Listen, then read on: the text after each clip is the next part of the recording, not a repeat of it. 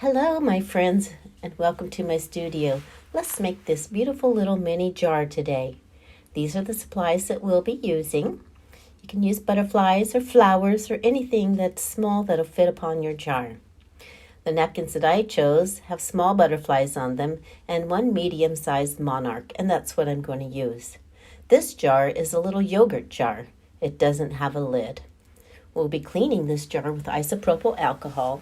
It can be any kind of isopropyl alcohol, or you can just wash it with soap and water and dry it really well. The goal is to get off any oily fingerprints that may be on it.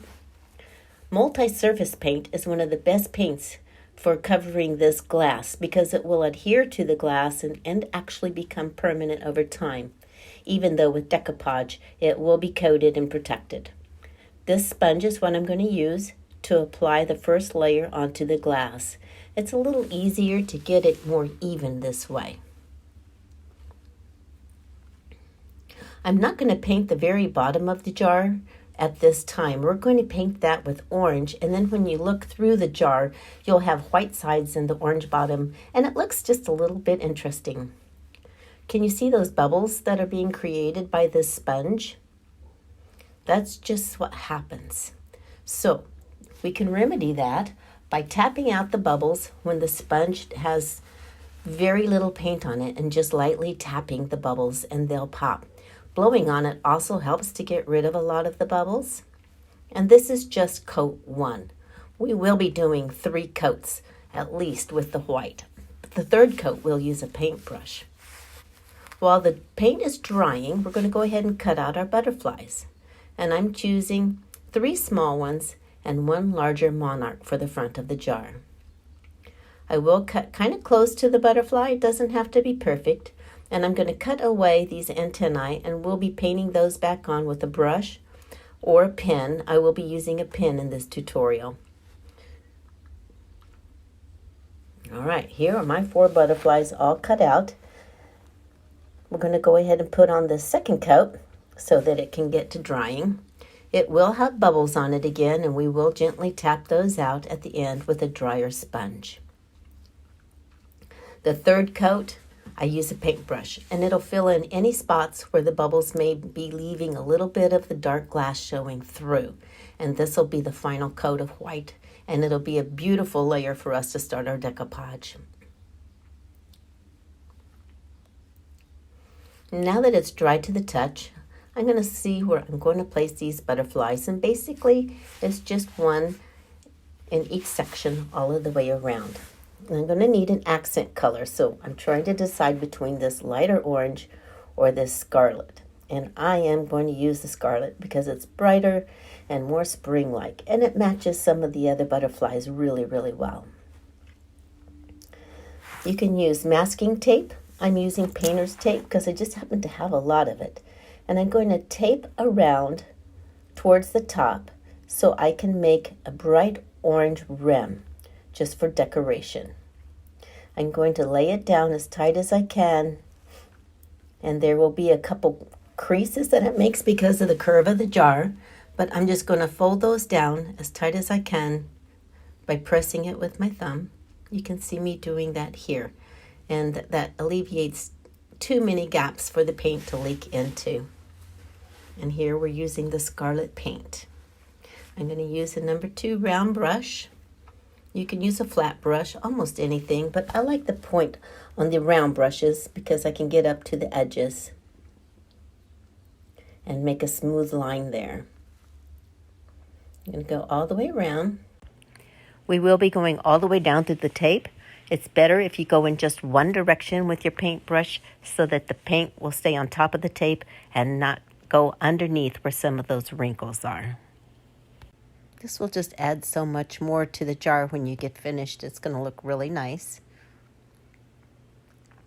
And it'll match the dots that we're going to put on the top rim and tie in with all of the butterflies. Now you could use the tip of a paintbrush, but I do have some dotting tools, so I'm going to use this largest dotting tool, and we're going to make the dots on the top of the rim. Every single time that you make a dot, you want to dip your dotting stick back into the paint so they'll all be the same size. If you find out that they're kind of not turning out the same size or perfectly round anymore, just wipe off the ball and then continue going. You also want to make sure your paint stays a good consistency and doesn't start to dry on you before you're finished. If you have trouble with one of the dots, you can get a Q-tip and a little bit of water and simply wipe it off and redo it when the water's dry.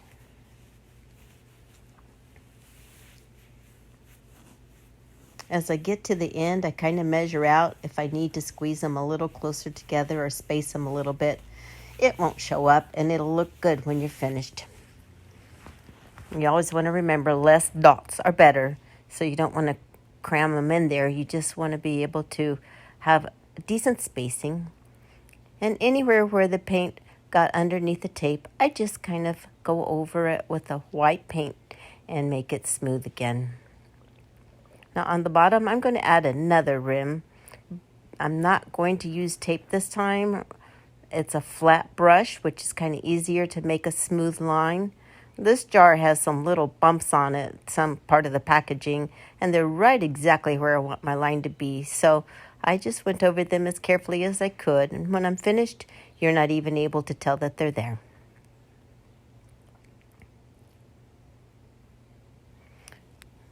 Now I just painted all those dots, so I don't want to set the jar down on the dots, and I'm going to go ahead and paint the bottom coat too.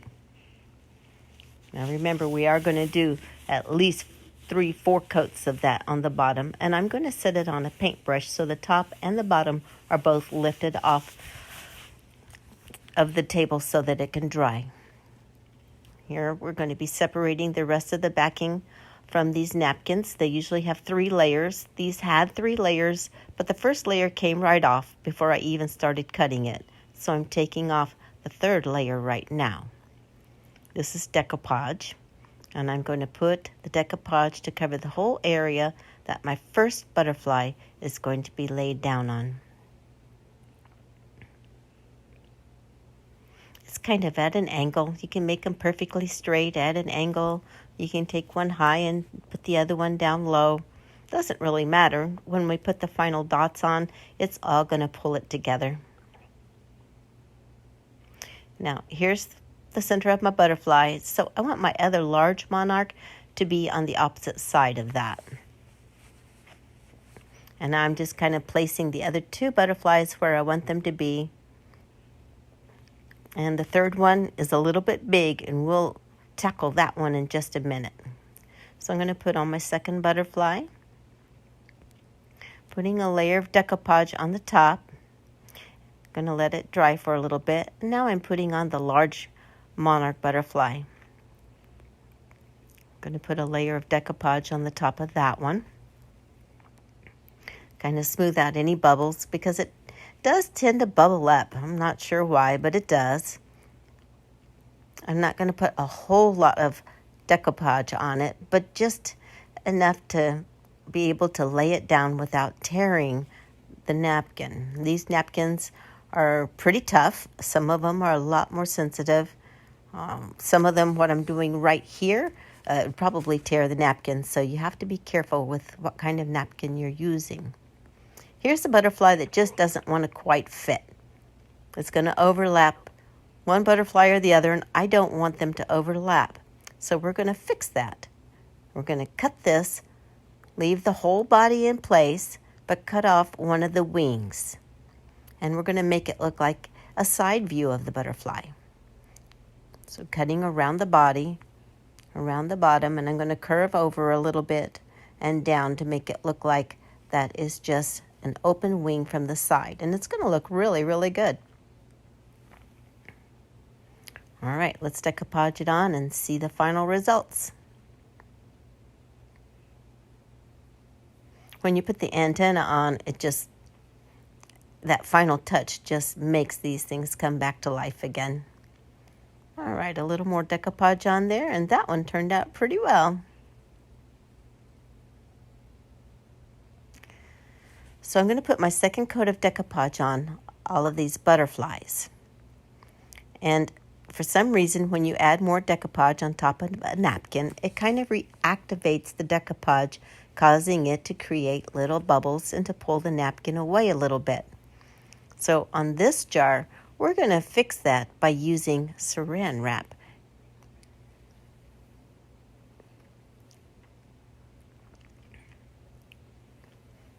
This is the cling wrap. It's from Glad. You can get it at the dollar store, but you get larger quantities and it's actually cheaper at the grocery store. You're going to lay it down as flat as you can on top of the butterfly, and then you can just rub over that butterfly and press it down into place. Gently lift off that saran wrap. And I had already gone over all of these butterflies, so I'm going to do the large monarch now. It didn't need as much rubbing. It was pretty much in place, but I'm just going to make sure that it stays laying down flat.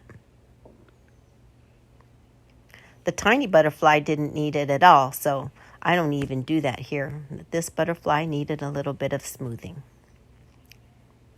Going back to that scarlet paint.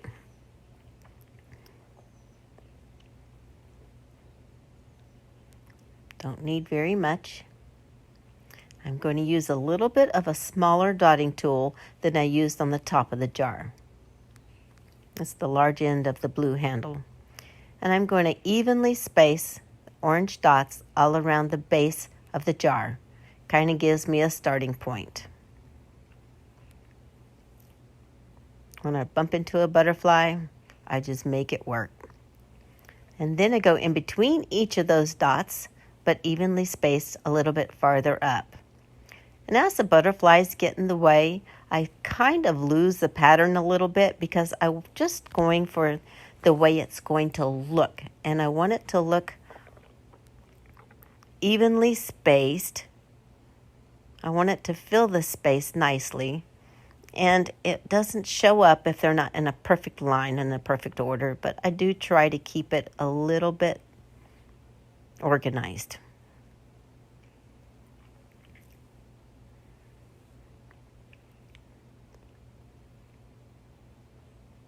Just want the space to be filled in a nice, even, random way.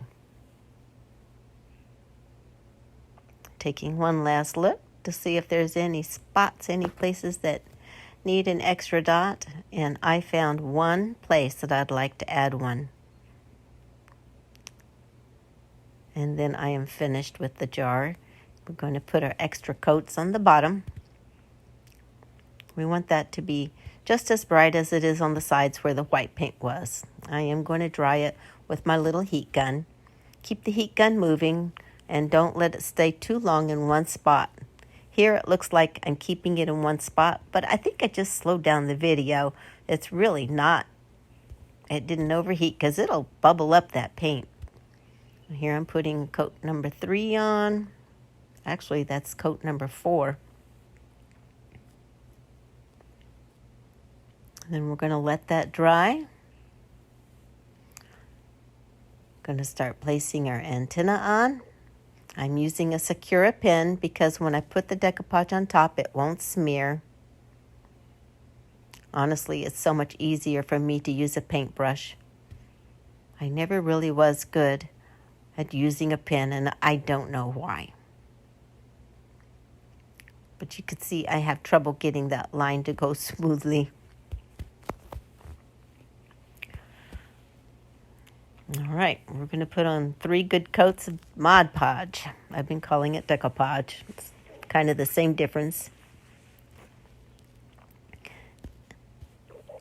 The coats are a little bit thick, but I want to make sure I don't leave lines or any puddles on it, so I do make sure it's smooth.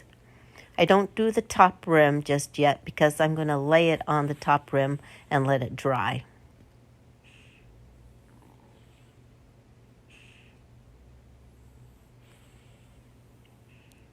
I'm using a matte finish. You can use a shiny finish or a satin sheen. All of them will look good. Now I'm going to let the bottom of this dry.